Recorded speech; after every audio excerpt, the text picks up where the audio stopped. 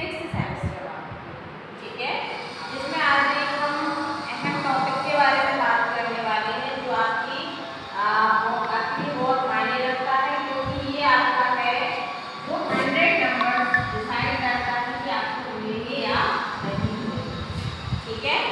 और कैसे डिसाइड करता है, क्योंकि ये जो वर्क है वो है आपका रिसर्च प्रोजेक्ट वर्क, ठीक है। आपको स्पेशली एक पेपर दिया गया है, ठीक है, जो बॉटनी में आपके थर्ड पेपर के नाम से है, पेपर थर्ड, और उसमें सिर्फ आपको रिसर्च प्रोजेक्ट के बारे में बताया गया है, ठीक है। रिसर्च प्रोजेक्ट क्योंकि लास्ट सेमेस्टर में रखा गया है, क्योंकि बच्चे first second third fourth fifth semester पढ़ के आ चुके हैं, तो बॉटनी के बारे में बहुत सारी चीजें जान चुके हैं, तो वो फिर रिसर्च कैसे करेंगे, और रिसर्च क्यों रखा गया है आपने में, आगे जाके आप एमएससी करते हैं या पीएचडी करते हैं तो कोई रिसर्च कार्य ही तो होता है, ठीक है। इसलिए आपने में ये रिसर्च प्रोजेक्ट वर्क रखा गया है जो पूरे आपके 100 नंबर का है। आज हम डिस्कशन कर रहे हैं कि जो आपके में रिसर्च प्रोजेक्ट है वो कौन कौन से टॉपिक पे आपको रिसर्च करनी है, ठीक है। तो कौन कौन से टॉपिक है, फर्स्ट है आपका dates prepare for growing nursery for herbs shrubs, prepare beds for nursery for herbs shrubs and trees, ठीक है। आपको क्या प्रिपेयर करना है, आपको जैसे मान लीजिए आपका कोई भी प्लांट्स है जो जिसके सीड नहीं उगते हैं, ठीक है, या सीड उगते भी हैं लेकिन उसको हम उसकी बेड्स मतलब कलम बना के भी उससे क्या बना सकते हैं, नए प्लांट्स बना सकते हैं, तो वो आप कैसे प्रिपेयर करोगे। जैसे आपका गुलाब हो गया, ठीक है, जैसे आपका गुड़हल हो गया, आप सभी जानते हैं कि यदि हम गुलाब है, गुलाब की एक कलम जो है वो कट कर लेते हैं यहाँ से और उसको प्रॉपर मिट्टी और प्रॉपर सनलाइट मिलती है और हम उसको क्या कर देते हैं, मिट्टी में दबा देते हैं, अच्छे से उसकी केयर करते हैं, कुछ दिन तो वो एक नए प्लांट के रूप में जन्म ले लेता है। तो आपको वही प्रिपेयर करना है। कैसे, आप नर्सरी गए, कभी सभी नर्सरी गए होंगे, नर्सरी में कितने सारे प्लांट्स होते हैं, तो क्या वो सारे प्लांट्स खरीद के लाते हैं या फिर उनको उगाते हैं, बताइए क्या करते हैं, वो उनकी कलम से ही नए प्लांट्स वहीं के वहीं बनाते रहते हैं, ठीक है। तो ऐसे ही आपको करना है कि जो आपके पास जो भी प्लांट्स हैं आप उनकी कलम बनाकर कैसे नए प्लांट्स को बना सकते हो, कैसे नए प्लांट्स को ग्रो करवा सकते हो, ठीक है। आपका जो रिसर्च प्रोजेक्ट होने वाला है उसमें आपको लगभग 60 to 80 पेजेस का आपको रिसर्च प्रोजेक्ट बनाना है। सबसे पहले आएगा आपका टॉपिक, आपने कौन सा टॉपिक लिया है, ठीक है। टॉपिक का आएगा इंट्रोडक्शन, कि आप क्या वर्क करने वाले हैं, इंट्रोडक्शन आएगा, ठीक है। इंट्रोडक्शन में आएगा कि भाई जो हम वर्क करने वाले हैं ये वर्क है, इस तरह से हम ये वर्क करेंगे, इससे हमें ये बेनिफिट होंगे, ठीक है। सबसे पहले आपने इंट्रोडक्शन लिख लिया, फिर आप हर्ब्स के कोई 3 या 4 प्लांट ले लो, श्रब्स के कोई 3 या 4 प्लांट ले लो और ट्री के भी कोई 3 या 4 प्लांट ले लो, उन सब पे रिसर्च करो, ठीक है। कि भाई मान लो गुलाब ही लिया आपने, गुलाब लिया तो वो हमने कलम कट की, सीजर से कट किया, उसको पूरा हमने रेड किया ताकि उसमें हवा न लगे, ठीक है। प्रॉपर हमने सारी चीजें जो है वो सही की है, मिट्टी में सॉइल कितना रहा, फर्टिलाइजर हमने कितना यूज किया, और लगभग कितने दिनों बाद जो है वो कलम से एक नया पेड़ बन गया, ठीक है। सनलाइट हमने कितनी दी है उसको, कौन सा सीजन उसके लिए बेटर है, इन सब के बारे में बताएं, ठीक है। तो ये है आपका रिसर्च प्रोजेक्ट, ठीक है।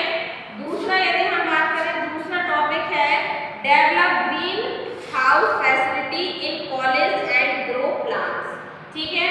आपके मोस्टली जो टॉपिक है वो कॉलेज से ही रिलेटेड है, यदि आप कॉलेज ही नहीं आएंगे तो वो आप रिसर्च प्रोजेक्ट कैसे कर पाएंगे।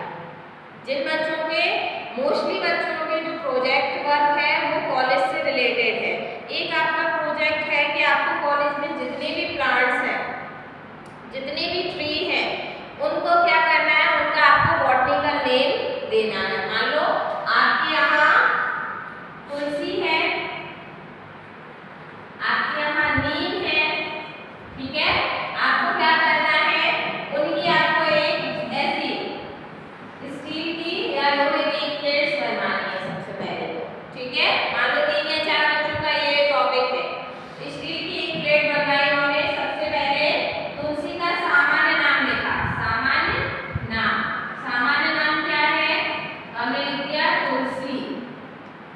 ठीक है।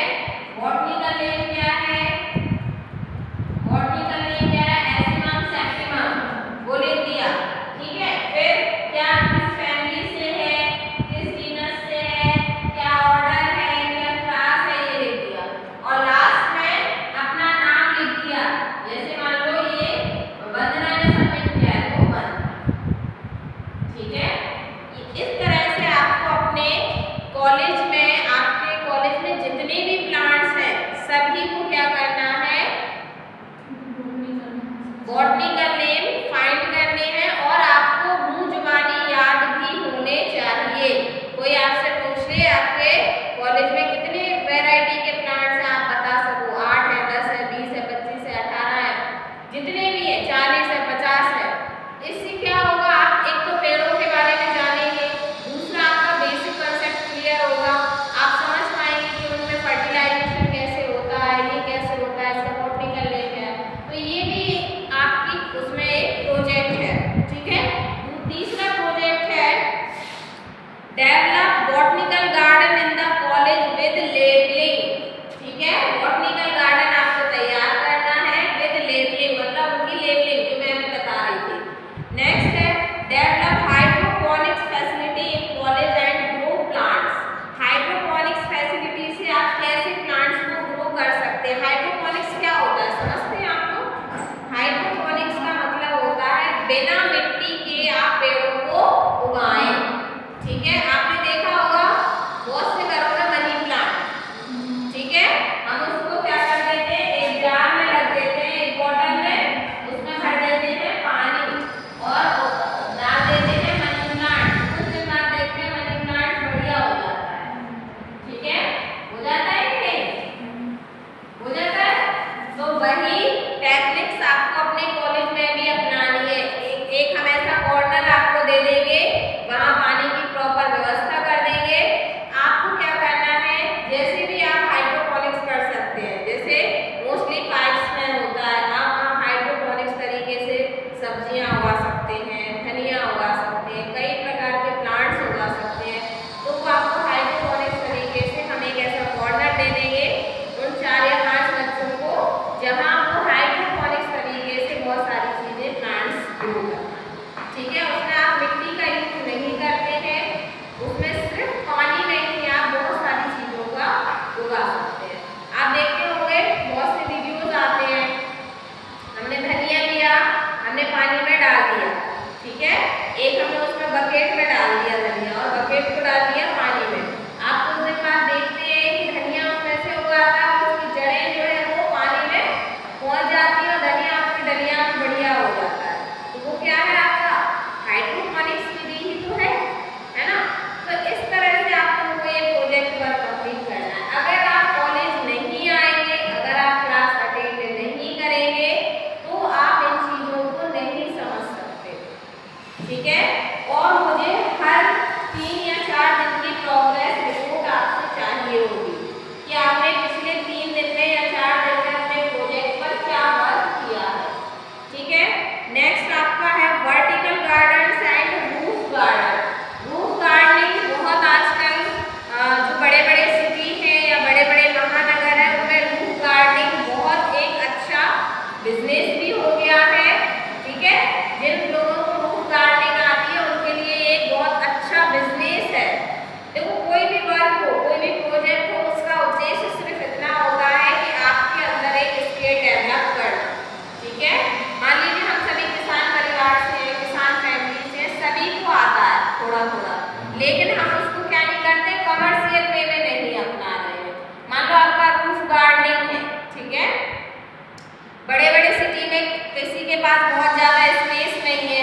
ठीक है। बहुत ज्यादा जगह नहीं है, तो वो क्या करते हैं? अपनी छत पर ही एक अच्छी गार्डनिंग करते हैं। रूफ गार्डनिंग आप कैसे कर सकते हैं? कौन कौन से प्लांट्स आप लगाएं ताकि आपकी रूफ गार्डनिंग अच्छी हो? कौन कौन से उसका यूज करें, आप पेस्टिसाइड्स का यूज करें, कौन सी मिट्टी यूज करें, कितना उसमें आपका कंपोजिशन कैसा क्या रहेगा। तो इस तरह से अगर आप रूफ गार्डनिंग करते हैं तो बड़ी सिटियों में इसी के लगभग आपसे 1 से 2 लाख रुपए लिए जाते हैं। ठीक है। सिर्फ आप उनको ये टेक्निक बताएंगे, बाकी केयर तो उन्हीं को करना है। आपने एक बार लगा दिया, सेटअप कर दिया, बाद बाकी की वही करेंगे। लेकिन आपने क्या कर लिया, लगभग 1 या 2 महीने में आपने 2 लाख रुपए कमा लिए, तो आपका एक स्किल डेवलप हुआ कि नहीं हुआ, है ना। और पेड़ पौधे तो कभी खराब होते नहीं है, आप एक अच्छा काम कर रहे हैं, है कि नहीं। तो आपका जो प्रोजेक्ट वर्क है उसमें इसलिए है कि आप एक स्किल सीखें, ठीक है। आप सीखें कि कैसे आप अपने सब्जेक्ट के थ्रू सब्जेक्ट को इतना अच्छा बना लो कि वो आपको इनकम का सोर्स भी बन जाए, ठीक है। तो आज की क्लास